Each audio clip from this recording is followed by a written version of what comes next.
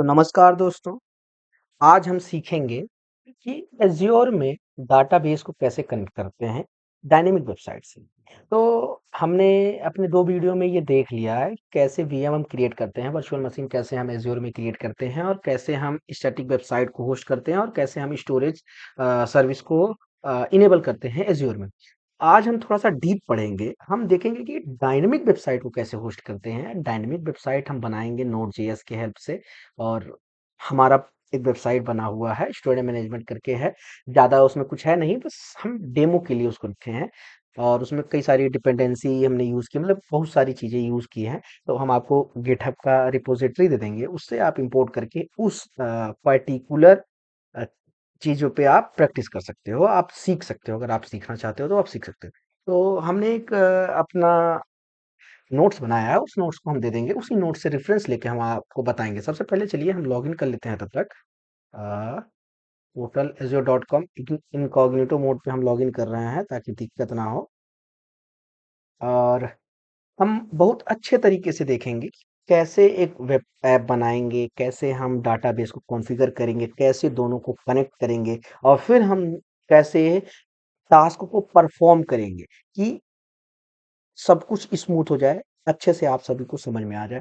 तो बस बने रहिएगा और देखते रहिएगा एक-एक स्टेप को ध्यान से। तो सबसे पहले हम 2 चीज़ बनाएँगे यहाँ पे। एक ऐप सर्विस में जाकर हम सर्च में जाएँगे, ऐप सर्विस सर्च कर लेंगे, तो ऐप सर्विस में जाकर हम एक वेब पेज बनाएँगे और हम यहाँ पे एसक्यूएल सर्वर से एक सर्वर बनाएँगे, ठीक है? तो चलिए हम ऐप सर्विस में जा रहे हैं और यहाँ देखेंगे क्रिएट का ऑप्शन है। इस क्रिएट पे जब क्लिक करेंगे तो वेब ऐप का ऑप्शन आता है, वेब ऐप डाटाबेस का आता है, वर्डप्रेस ऑन ऐप सर्विस आता है। तो हमको वेब ऐप पर ही क्लिक करना है। उसके बाद ध्यान रखना है, रिसोर्स ग्रुप आप यहाँ से क्रिएट कर लीजिएगा और ये रिसोर्स ग्रुप हर जगह यूज़ होने वाला है।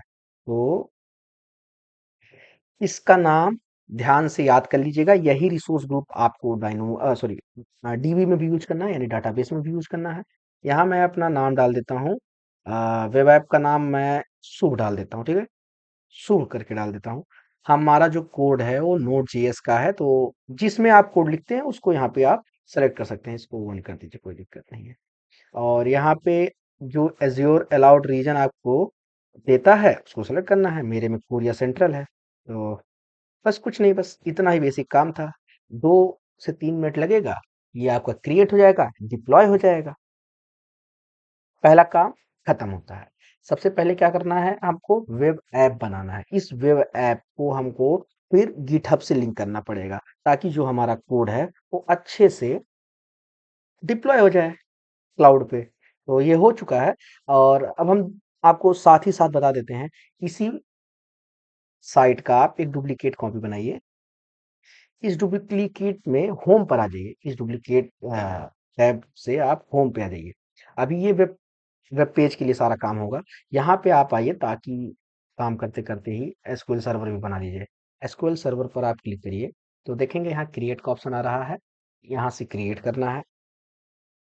आप देखेंगे यहाँ पे ऑप्शन आ रहा होगा कौशल ग्रुप, जो भी हमने बनाया है। ध्यान से देखिएगा। क्रिएट एसक्यूएल डाटा सर्वर में सब्सक्रिप्शन तो हमारा सेम रहेगा। रिसोर्स ग्रुप जो भी हमने यहाँ पर बनाया था, वो आ गया यहाँ, ठीक है? और सबसे पहले हम वेब ऐप बनाएँगे ताकि दिक्कत ना हो, ठीक है? अब यहाँ हम अपना सर्वर नाम दे देते हैं। मान लीजिए हम सर्वर नाम ये दे देते हैं, ठीक है? अब यहाँ पे हम सर्च करते हैं कोरिया सेंट्रल, वही सेम जो हमने वेब ऐप में यूज़ किया है। और ध्यान रखिएगा, यहाँ जो ऑथेंटिकेशन मेथड है, यहाँ पे हमको सिलेक्ट करना रहेगा both SQL and intra ID authentication. ये क्या है मैं आपको बताऊँगा, ये बाद में यूज़ होने वाला है, तो इसलिए इसको याद भी कर लीजिएगा। मैं बना लेता हूँ कौशल यादव 1 करके और मैं अपना पासवर्ड सेट कर लेता हूँ। पासवर्ड थोड़ा-सा हार्ड रखिएगा, जो इसकी रिक्वायरमेंट है वो पूरी होनी चाहिए, नहीं तो आपको अलाउ ही नहीं करेगा। फिर से देख लीजिए, हम सब्सक्रिप्शन में एज़्योर फॉर स्टूडेंट किए, रिसोर्स में कौशल ग्रुप जो पुराना हमने क्रिएट किया था, सर्वर नेम हमने सिमी डाल दिया है, लोकेशन हमारा वही पुराना वाला कोरिया सेंट्रल, ठीक है? ऑथेंटिकेशन मेथड में use both SQL and Microsoft intra authentication और हमने सर्वर एडमिन लॉगिन कर लिया, पासवर्ड और ये कन्फर्म कर लिया। ध्यान रखिएगा, इसको नोट करके रख लीजिएगा कहीं पे। क्रिएट करिए। ये ज़्यादा समय नहीं लेगा, 2 से 3 मिनट ये लगेगा, लेकिन जब डाटाबेस हम क्रिएट करते हैं तो वहाँ समय लगेगा। तो देखिए, अभी तो हम क्रिएट कर रहे हैं, बेसिक चीज़ें कर रहे हैं। अभी वैलिडेट हो रहा है, यहाँ से इनिशियलाइजिंग डिप्लॉयमेंट हो गया। आप सब कुछ अच्छे से परफॉर्म करेंगे, देख कर आप साथ में करते रहेंगे तो एरर आने का चांस 0% है। और अगर एरर भी आता है तो जो भी एरर आने के जो चांसेस हैं वो मैं बता दूंगा आपको, ताकि आप एकदम स्मूथ तरीके से कर लें। ये हो सकता है आपके प्रैक्टिकल एंड टर्म में आ सकता है। तो चलिए अब आगे का काम करते हैं। अभी ये बन रहा है, अब तक वेब ऐप में आ जाते हैं। ये हमारा रिसोर्स कंप्लीट हो चुका है, बन गया है।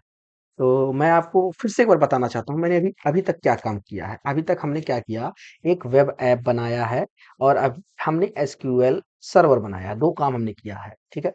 अब हम आते हैं वेब ऐप पे, गो टू रिसोर्स। फास्ट तो नहीं हो रहा है कुछ, ठीक है। यहाँ पे जाने के बाद हम आएंगे डिप्लॉयमेंट में और यहाँ पे डिप्लॉयमेंट सेंटर पर क्लिक करेंगे। यहाँ से ध्यान रखिएगा, हम सोर्स सेलेक्ट करेंगे अपना गिटहब, ठीक है।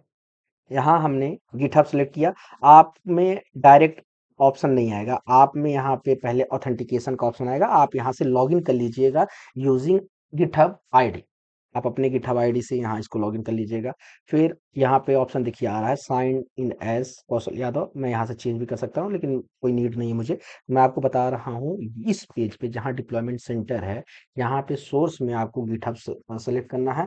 फिर आपको यहाँ पे ऑप्शन आएगा अपना गिटहब ऑथेंटिकेट करने के लिए, ठीक है। आप उसको ऑथेंटिकेट कर लीजिएगा, ठीक है। ऑर्गेनाइजेशन में हम कौशल यादव 1 जो मेरा यूजर नेम है उसको सेलेक्ट करेंगे। रिपोजिटरी जो मेरा रिपोजिटरी है, वो मेरा रिपोजिटरी ये है, तो मैं अपना रिपोजिटरी सेलेक्ट कर लेता हूँ। सेलेक्ट ब्रांच में हम मेन सेलेक्ट करेंगे और कुछ नहीं, बाकी जो जैसा है उसको वैसा ही रहने देंगे और इसको हम सेव कर लेंगे।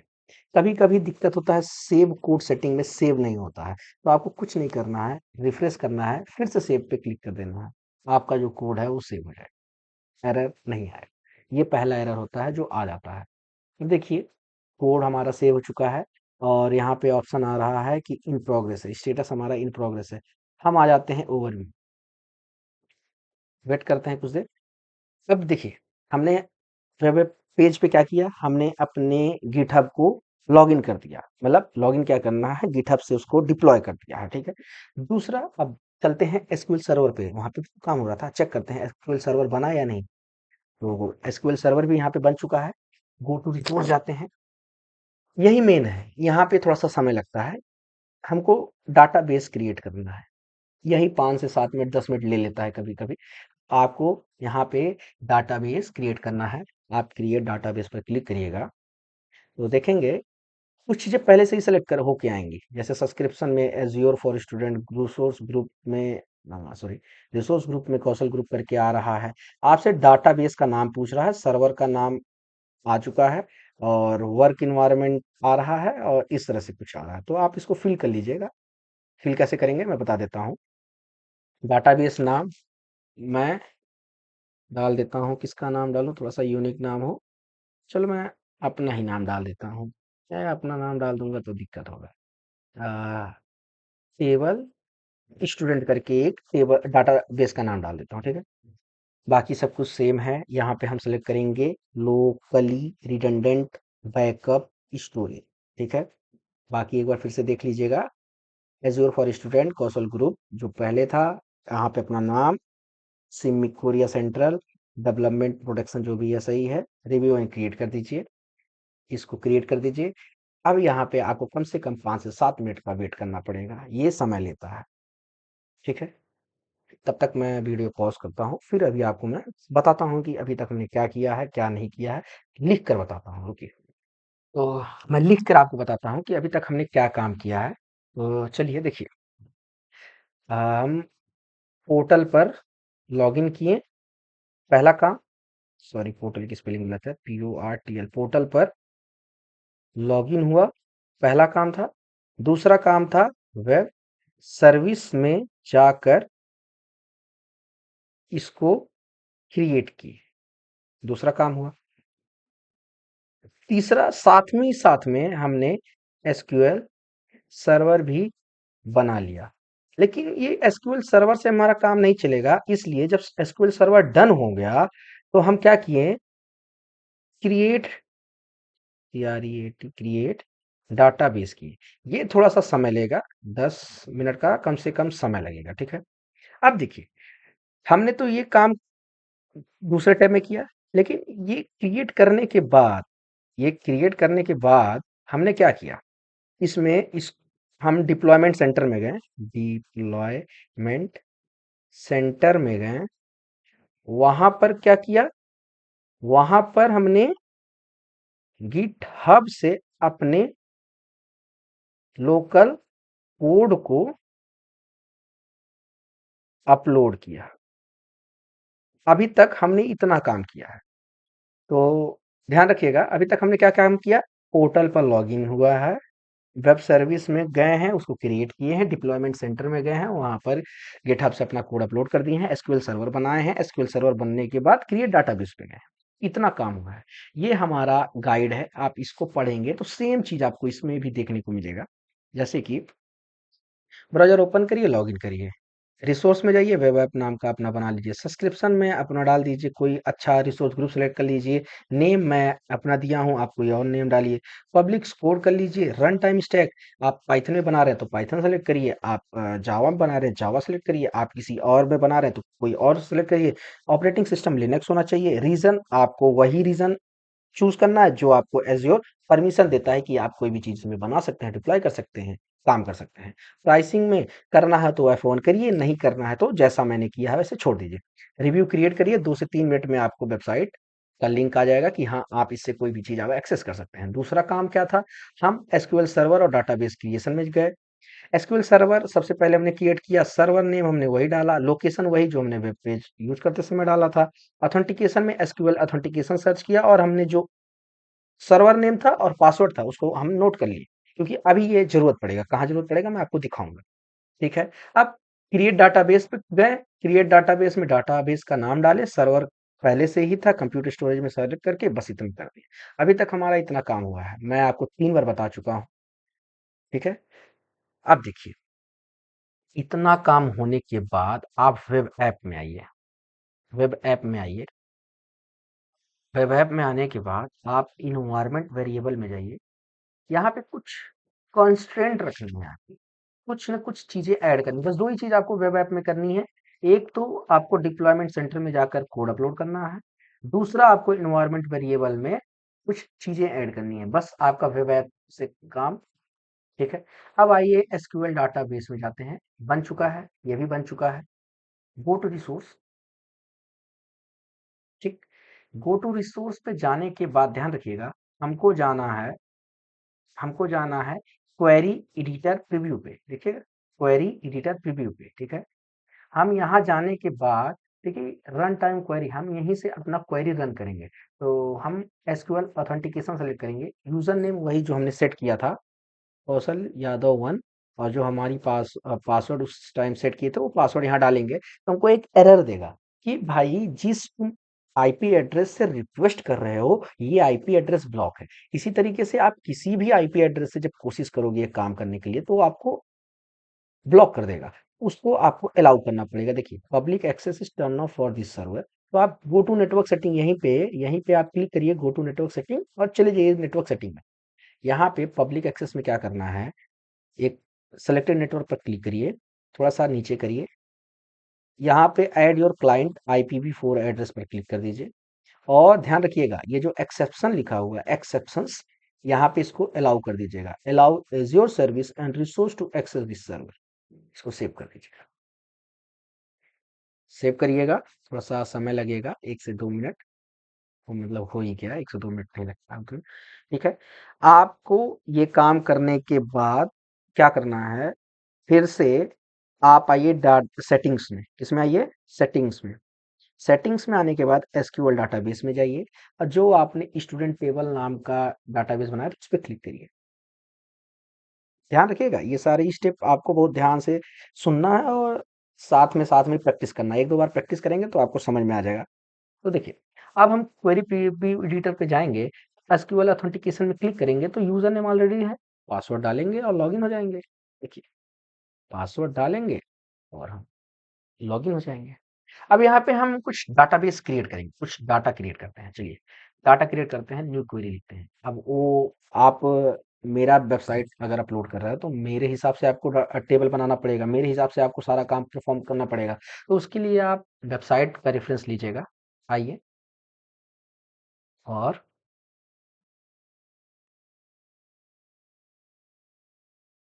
ये जो कमांड्स हैं इनको रन करने की कोशिश करिएगा आप, ठीक है। देखिए, ये कमांड्स को कॉपी करिए और इनको रन करिए आप। यहाँ पेस्ट करिए और रन करिए। देखिएगा, यहाँ क्वेरी स्टार्ट हो गया, ठीक है। दूसरे वाले को कॉपी करिए और यहाँ पे इसको रन करिए। फिर इसी तरीके से थोड़ा सा और जाइए, इंडेक्सेस वाले को कॉपी करिए। 3 ही कॉपी करिएगा, अभी मैं बताऊंगा फिर आपको कब क्या क्या करना है। इसको फिर रन करिए आप। इतना काम करने के बाद, इतना काम हो जाने के बाद, अब आपको आना है सेटिंग्स में। फिर से सेटिंग्स में, ध्यान रखिएगा, सेटिंग्स में और कनेक्शन स्ट्रिंग्स में जाना है। और ये जो सारे कोड्स लिखे हैं इन सबको सेलेक्ट कर लेना है, कॉपी कर लेना है, या फिर आप ऐसे ही समझिए। देखिए, मेरा जो सर्वर का नाम है, जो डीबी सर्वर है, उसका नाम क्या है? सिमी नाम है सर्वर का नाम। लेकिन डाटाबेस का जो नाम था मेरा, मैं क्या रखा था? स्टूडेंट टेबल करके। तो आप एक काम करिएगा, इसको पूरा कॉपी करिएगा और चैट जीपीटी में जाइएगा। मैं आपको बता देता हूँ। चैट जीपीटी में जाने के बाद आप इससे बोल दीजिएगा extract details like dB server, dB data base, password, JWT and all details, ठीक है। ये नहीं कर रहा है, लेकिन ठीक है, कोई बात नहीं। देखेंगे कि ये मिल गया है, ठीक है। और ये 2 चीज़ नहीं दिया है, तो आइए वेब सर्वर में आइए। वेब सर्वर में आइए, आप यहाँ वेब सर्वर में आने के बाद आप ऐसे लिखिए, इसको कॉपी कर लीजिए, डीबी सर्वर, ऐड में आइए और यहाँ पे इसको पेस्ट करिए। और जो हमारा डीबी सर्वर का नाम यहाँ दिया है, इसको ऐसे कॉपी करिए और इसको पेस्ट करिए। इसी तरीके से आपको सब कर लेना है। कहाँ तक? ये इतना करना है। और पासवर्ड और JWT सीक्रेट मैं बता देता हूँ, स्टेप बाय स्टेप यही करना है, फिर उसके बाद मैं आपको बताता हूँ कि ठीक।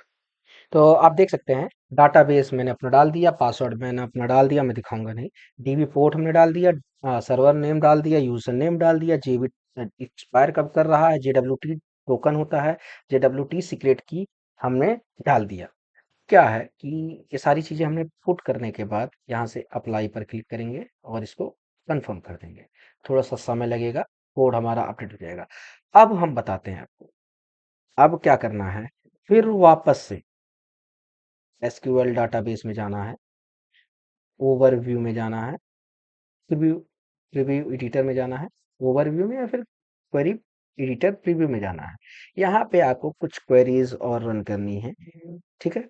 मैं क्वेरीज आपको बता देता हूँ कि अब हमने तो टेबल क्रिएट कर लिया है। पहली बात तो हमने टेबल क्रिएट कर लिया, सारा डिटेल हमने क्रिएट कर लिया, क्योंकि 3 क्वेरी हमने रन की है।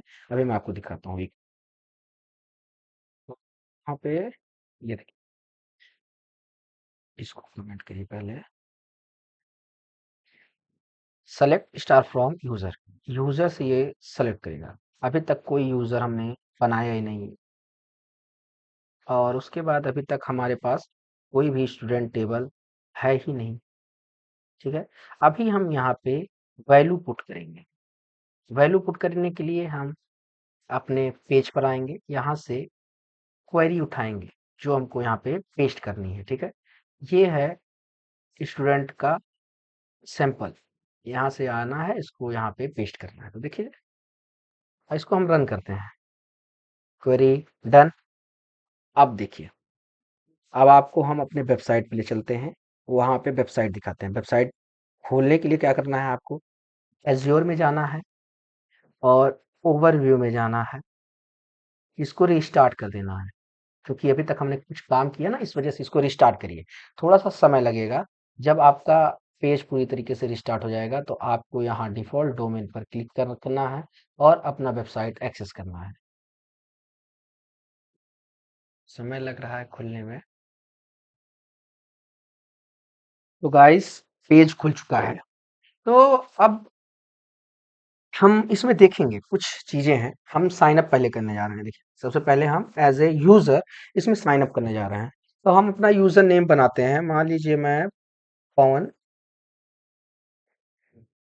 कुमार 2 के नाम से बना रहा हूँ। pawan@gmail.com। पासवर्ड मैं कुछ भी डाल रहा हूँ। साइन अप करता हूँ, ठीक है? तो देखते हैं साइन अप होता है या फिर नहीं होता है। चलिए देखिए, साइन अप हो चुका है।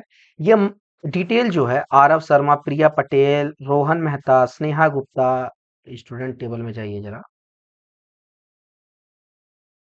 ये स्टूडेंट टेबल में जाने के बाद आप देखेंगे यहाँ पे 10 स्टूडेंट हैं। ये सारे 10 स्टूडेंट जो हैं वो यहीं से आए हैं, देखिएगा, यहीं से आए हैं। अब मान लीजिए हम 11वें स्टूडेंट को अपडेट करना चाहते हैं। जैसे ये 10वां स्टूडेंट है, 10वां स्टूडेंट है, इसका नाम दिव्या लाइगर है। इसका नाम हम चेंज करके दिव्या शिफ्ट करना चाहते हैं, ठीक है? इसको कॉपी कर लीजिए। अब ध्यान रखिएगा, आप आइए, जिस तरह से क्वेरी चलाया जाता है, कैसे क्वेरी चलाया जाता है, ऐसे लिखिए कि फ्रॉम स्टार या फिर फ्रॉम टेबल, जो भी टेबल का नाम है। इस फ्रॉम से ना लिख करके हम लिखते हैं अपडेट टेबल करके। जो भी होता है ना, हम आपको पेस्ट कर देते हैं डायरेक्ट। वो ज़्यादा आसान होगा ताकि आप भी समझ पाएंगे। वेट एक मिनट। हम्म, ठीक है। देखिए, update student set name Divya, where name is Divya liger, ठीक है? आप देखिएगा ध्यान से। अभी ये वेबसाइट आप देखिए, इसको हम थोड़ा सा ऐसे कर देते हैं। दूसरे टैब में खोल रहे हैं। नाम LYER है, ठीक है? ये है नाम। अभी यहाँ पे आपको दिव्या लाइगर देखने को मिल रहा है, लेकिन जैसे ही मैं यहाँ से क्वेरी रन करूंगा, अच्छा कोई बात नहीं, ये आईपी एड्रेस बार बार ब्लॉक कर दे रहा है। तो कुछ नहीं करना है, कोई बात नहीं। आपको नेटवर्क सेटिंग में जाना है और इस आईपी को अलाउ कर देना है। सिंपली आप देख लीजिएगा कैसे करना होता है। आप जाइए वापस, गो टू रिसोर्स जाइए, नेटवर्किंग में जाइएगा।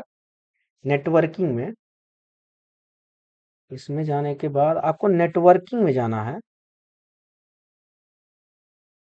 नेटवर्किंग कहाँ गया? नेटवर्किंग, एक मिनट। तो नेटवर्किंग आपको सिक्योरिटी में मिलेगा और यहाँ से आने के बाद आप इसको ऐड कर दीजिएगा। देखिएगा यहाँ पे आईपी एड्रेस चेंज हो गया है। आप देखेंगे कि ये 39 से एक्सेस कर रहा है, क्योंकि अभी मेरा नेटवर्क चेंज हो गया था। इस वजह से ये एक्सेस नहीं दे रहा। जब आपका नेटवर्क चेंज हो जाएगा ना, तो आपका आईपी एड्रेस चेंज हो जाता है। अब जैसे ही मैं इसको सेव करूंगा और फिर से मैं डाटाबेस में जाऊंगा, स्टूडेंट टेबल में जाऊंगा और सेम क्वेरी रन करने की कोशिश करूंगा क्वेरी एडिटर प्रीव्यू में। सेम सेम क्वेरी मैं रन कर रहा हूं, देखिएगा ध्यान से। जैसे ही रन करूंगा, क्वेरी एग्जीक्यूटेड। और ध्यान से यहाँ देखिएगा, ये जो दूसरा पेज है, सॉरी, दूसरा पेज, ये दूसरा पेज आप देखिएगा। अभी यहाँ पे दिव्या लाइगर दिखा रहा है ना। आप डैशबोर्ड में आके इसको रिफ्रेश बस करिए। रिफ्रेश जैसे ही करेंगे, ये आपका रिफ्रेश हुआ और फिर से वापस आप स्टूडेंट में जाइए। अरे भाई रिफ्रेश हो जाए यार, क्यों नहीं रिफ्रेश हो रहा है? रिफ्रेश कर दिए, नहीं चेंज हो रहा है क्या? फिर से कोशिश करते हैं, कभी कभी एरर आ जाता है। रिफ्रेश करिए, रिफ्रेश रिफ्रेश चेंज हो जाएगा। गाइस, मेरी गलती थी। यहाँ पे मैं कैपिटल डी मुझे लिखना था। मैं चेक किया तो मुझे पता चला कि यहाँ कैपिटल डी है। तो जैसा कि आपको पता है कि डाटाबेस कैसा होता है, ये कैपिटल डी यहाँ लिखेंगे और इसको अब रन करेंगे। तो वापस से अगर हम इसमें जाते हैं और इसको रिफ्रेश करते हैं, यहाँ से रिफ्रेश कर लेते हैं और स्टूडेंट में जाते हैं, वो तो चेंज हो जाना चाहिए यार। अब रिफ्रेश कर लो, अब रिफ्रेश कर लो भाई। फिर से रिफ्रेश कर लिया हूँ। तो देखिए चेंज हो गया है। कभी-कभी दिक्कत हो जाता है क्योंकि मेरा कोड जो है ऐसा है ना कि बहुत सारी दिक्कतें हैं। लोकल कोड में मेरी बहुत सारी दिक्कतें हैं। तो इस वजह से ऐसा दिक्कत हो जाता है, कभी-कभी नहीं काम करता है, एपीआई कॉलिंग नहीं सही से हो पाता है। तो कोई बात नहीं, काम करेगा। चलिए तो अब मैं आपको बताता हूँ, इस वेबसाइट के बारे में बताता हूँ। ये वेबसाइट है, इसमें हम अभी एज़ ए स्टूडेंट लॉगिन हो गए हैं, ठीक है?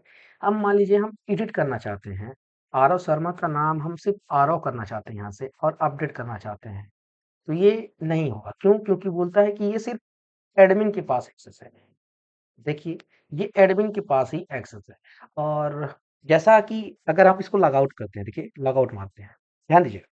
अगर मान लीजिए मैं यहाँ से साइन अप करता हूँ और यहाँ रोल का एक ऑप्शन दे देता हूँ, रोल एज़ ए एडमिन। तो अगर मैं ऐसा दे दूँगा, तो हर कोई भी अगर जो मेरे वेबसाइट पे आएगा, वो रोल क्रिएट करेगा एडमिन का और मेरे वेबसाइट का एक्सेस रख लेगा। तो जो एडमिन का रोल होना चाहिए, वो हम कैसे करेंगे? कोड की हेल्प से करेंगे, with the help of code करेंगे और लोकली करेंगे, ठीक है? तो उसके लिए हम लॉगिन पे आते हैं, यहाँ पे हम बनाते हैं। आपको कोड देता हूँ मैं, समझाता हूँ कैसे क्या करना है। आपको अपने लोकल कोड में आना है, अपने रेपो में आना है, यहाँ पे लिखना है नोड, एंटर मारना है।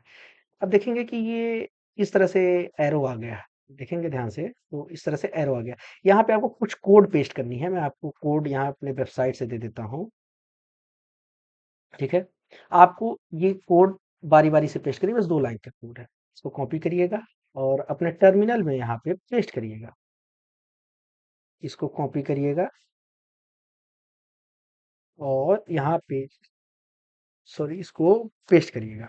तो आपको ये एक हैश नंबर देगा। इस हैश नंबर को आपको सेव कर लेना है, ठीक है? इस हैश नंबर को आपको सेव कर लेना है। अब ध्यान दीजिएगा, ठीक है? अब आप फिर क्वेरी में जाइए, क्वेरी में। क्वेरी में जाने के बाद इस टेबल को आप हटा के और ये लिखिए और ध्यान रखिएगा ये जो पेस्ट हियर लिखा है, यहाँ पे जो हैश उसने दिया था, उस हैश को यहाँ पे पेस्ट कर दीजिएगा, ठीक? अब आप इस क्वेरी को रन करिए। अब आपका एडमिन तैयार हो चुका है। आपका एडमिन रेडी है। एडमिन यहाँ लिखिए एडमिन और पासवर्ड जो है ADMIN@123 है। यहाँ से देखेंगे और इसको लॉगिन करेंगे। लॉगिन किए, हम एज ए एडमिन लॉगिन हुए हैं। अब हम स्टूडेंट का टेबल देख सकते हैं, एडिट कर सकते हैं, डिलीट भी कर सकते हैं। कैसे? यहाँ से एडिट का ऑप्शन आया, आरव शर्मा का नाम चेंज करके हम इसको पांडे कर दे रहे हैं। ये 92 नंबर नहीं, इनका हम नंबर घटा के 90 कर देते हैं, अपडेट कर दिए। अब आप देखेंगे कि आरव पांडे हो गए हैं, ना कि आर एस शर्मा है और इनका नंबर जो है वो 90 हो गया है डैशबोर्ड में। आप स्टूडेंट डिटेल में जाइए और मान लीजिए हम चाहते हैं कि जो विक्रम रेड्डी हैं इनका कोई एग्जिस्टेंस नहीं होना चाहिए हमारे टेबल में। जो विक्रम रेड्डी हैं इनको हम डिलीट करना चाहते हैं, आप डिलीट कर दीजिए। डिलीट कर दिए। हम अपने नाम का एक टेबल इंसर्ट करना चाहते हैं, तो आइए आप अपने नाम का हम अपने नाम का टेबल एक इंसर्ट कर लेते हैं, ठीक है? ईमेल हम डाल देते हैं अपना, मार्क्स डाल देते हैं हम 20 नंबर, ठीक है? क्रिएट करते हैं। तो अब आप देखेंगे स्टूडेंट में कि कौशल नाम का एक लड़का आ चुका है जिसको 20 नंबर मिला हुआ है। अब 11 लोग हैं। 11 लोग कैसे हो जाएंगे यार? 10 लोग होना चाहिए। रिफ्रेश करो भाई। हाँ 10 ही लोग हैं। वो गलत दिखा रहा है, कोई दिक्कत नहीं है। वो नम हमको लग रहा है आईडी चेंज हो गया है, इस वजह से ऐसा आ रहा है, क्योंकि एक को हमने डिलीट किया, वो आईडी हटा नहीं है, उसी आईडी पे दिखा रहा है वो। तो चलिए ठीक है, 10 लोग हैं। अब हम इन चीजों को एक्सेस कर सकते हैं हम अपने डाटाबेस में। कैसे एक्सेस करते हैं? चलिए हम आपको माई एसक्यूएल में क्वेरी रन करके दिखाते हैं, ठीक है? क्वेरी रन करना है आपको। आप ये क्वेरी रन करिए, सेलेक्ट स्टार फ्रॉम यूजर। तो जितने भी यूजर होंगे आपको दिखाई देंगे। एक पवन कुमार के नाम से है, एक पवन कुमार है और एक एडमिन है। इनका जो रोल है वो एडमिन का है, इनका रोल यूजर का है, ये यूजर का है। जो एडमिन का रोल है वो हम अंदर से नोट लोकल फाइल से क्रिएट करते हैं, इसको हम अपने वेबसाइट से क्रिएट कर सकते हैं, ठीक है? अब हम यहाँ एसटीयू स्टूडेंट सर्च करते हैं तो आप देखेंगे कि आरव पांडे, प्रिया हैं और ये कौशल कौशल कुमार यादव, इसमें हमने किसी को डिलीट किया था और डिलीट नहीं हुए हैं शायद। एक बार फिर से हम वापस आते हैं, डिलीट करने की कोशिश करते हैं। इस बार डिलीट करते हैं हम, प्रिया जी को डिलीट करते हैं, डिलीट कर स्टूडेंट नोट हो, ठीक है। प्रिया जी को हमने डिलीट किया है और सेम क्वेरी हम रन कर रहे हैं। देखिएगा प्रिया कहाँ है, प्रिया दूसरे नंबर पे है। इनको रन करते हैं तो देखिएगा प्रिया गायब हो चुकी है। ये टेबल नंबर 2 इनका गायब हो चुका है, प्रिया गायब हो चुकी है। ओ सॉरी, ये आईडी नंबर है और सीरियल नंबर तो यहाँ है। सब कुछ सही चल रहा था, सॉरी सॉरी, सब कुछ सही चल रहा था भाई, ठीक है। प्रिया जी डिलीट हो चुकी है, ठीक है। ये हो गया। आप यहाँ से यूजर ऐड भी कर सकते हैं, डिलीट भी कर सकते हैं। आप यूआई के हेल्प से भी यूजर ऐड कर सकते हैं, डिलीट कर सकते हैं। ये हो गया आपका फुल स्टैक कंप्लीट एक वेबसाइट कैसे आप पोस्ट करेंगे और कैसे उस पर काम करेंगे। तो चलिए हम आपको यहाँ पे बेसिक बेसिक चीजें कुछ बता देते हैं कि हमने अभी तक किया क्या है, क्योंकि बहुत गड़बड़ घोटाला हो गया है, बहुत गड़बड़ हो गया है, वीडियो भी काफी लंबा हो चुका है। तो हम आपको बताते हैं स्टेप बाय स्टेप, ठीक है। आप बस ध्यान रखिएगा, स्टेप बाय स्टेप लिखते हैं। फर्स्ट स्टेप था कि वेब ऐप कॉन्फ़िगर करो, ठीक है। दूसरा था कि एसक्यूएल एसक्यूएल सर्वर बनाओ। थर्ड था एसक्यूएल के अंदर डाटाबेस क्रिएट करो। फोर्थ था फोर्थ था फोर्थ क्या था सर? हाँ, जो वेब ऐप है उसके अंदर अपने गिटहब को इंपोर्ट करो। गिटहब को मीन्स गिटहब रिपोजिटरी को इंपोर्ट करो। फिफ्थ क्या था? वेब ऐप में कुछ डॉट env होती है, हमारे लोकल फाइल्स में env होती हैं, लेकिन एज्योर में इन्वायरमेंट वेरिएबल होता है, ठीक है। सॉरी, ये इन्वायरमेंट वेरिएबल नहीं, वो जो मैं आपको दिखा देता हूँ क्या था। Environment variable, sorry, environment variable ही है, env शॉर्ट फॉर्म है, इन्वायरमेंट वेरिएबल है, ठीक है। इन्वायरमेंट वेरिएबल है, ठीक है। सिक्स्थ क्या था? ओवर ओवर व्यू में जाकर लिंक खोलो। अभी तो कुछ चलेगा नहीं, एरर आएगा, क्यों कि डाटा बेस तो सेटअप हुआ नहीं। सातवां, एसक्यूएल में आओ और अपने डाटाबेस में जाओ और वहां पर क्वेरी क्वेरी रिव्यू पर ऑथेंटी ऑथेंटी ऑथेंटिकेशन करो यूजिंग सर्वर नेम और पासवर्ड, ठीक है। अर्थ में क्या करना है? अपने आईपी एड्रेस को और आईपी को अलाउ करो, ठीक है। नावे में क्वेरी क्वेरी रन करो और फिर वेब पेज एक्सेस करने की कोशिश करो। 10वां, ऐड करो, डिलीट करो, अपडेट करो, मीन्स कि CRUD करंट ऑपरेशन परफॉर्म करो। ये था पूरा काम। तो आई होप कि आपको वीडियो पसंद आई होगी, आपको समझ में आई होगी। कुछ चीज़ें थोड़ी फास्ट हो गई थी, कुछ चीज़ें थोड़ी सी गड़बड़ हो गई थी। हाँ, कहीं कहीं गलती मुझसे भी होती है, तो मैं हेल्प लेता हूँ चैट जीपीटी का बताने, क्योंकि आपको बताना है। तो मैं आपको फिर से बताना चाहता हूँ, ये हमारा एक वेब पेज है, मैं आपको लिंक दे दूंगा। इस वेब पेज पे सब कुछ लिखा हुआ है, कैसे कैसे क्या करना है, जो भी चीज़ें ज़रूरत है सब कुछ यहाँ पे आपको मिल जाएगा। दूसरी चीज़ें, जो भी चीज़ आपने अभी बनाई है उसको डिलीट करना ना भूलिएगा, नहीं तो आपका पैसा कट जाएगा। अब ये आप आइएगा रिसोर्स ग्रुप में, मैं बता देता हूँ। रिसोर्स ग्रुप में कौशल ग्रुप जो बनाया था मैंने, इसको सेलेक्ट करना है, डिलीट रिसोर्स कर देना है। अब आप इसको डिलीट रिसोर्स करिएगा, 2 से 3 मिनट वेट करिएगा, आपका रिसोर्स डिलीट हो जाएगा, बाकी सब कुछ बल्ले-बल्ले है। अगर कुछ ऑन रह जाएगा तो पैसा कट जाएगा भाई, आप ये बात ध्यान रखिएगा। जैसा कि देखेंगे ना, मैं तो थोड़ा-सा प्रैक्टिस करता हूँ, इस वजह से मेरा कुछ अमाउंट डिडक्ट हो गया है, लगभग ₹1000 के आस-पास हो गया होगा अब, देखते हैं। हुँ, ₹634 हमने अपना गँवा दिया है। गँवा दिया क्या मतलब सीख लिया। आगे फिर कोई एक नए टॉपिक पे वीडियो बनाएँगे। अगर आपको ये वीडियो ज़्यादा हार्ड लग रही है, फिर नहीं समझ में आएगा तो मैं आपको एक स्टैटिक वेबसाइट या फिर एक सिंपल वेबसाइट लूँगा, उसको होस्ट करके आपको दिखा दूँगा। क्योंकि ये मेरा कहने का मतलब था, मेरा बताने का मतलब यही था कि आप थोड़ा-सा डीप में जान लो, एक ही वीडियो में सब कुछ आपको मिल जाए, दोनों डाटाबेस भी मिल जाए और डायनामिक वेबसाइट को कैसे होस्ट करके उसको कैसे कॉन्फ़िगर करते हैं, ये भी आप देख लो। चलिए, तब तक के लिए धन्यवाद। मिलेंगे फिर किसी अगले वीडियो में। आप सभी का बहुत-बहुत धन्यवाद।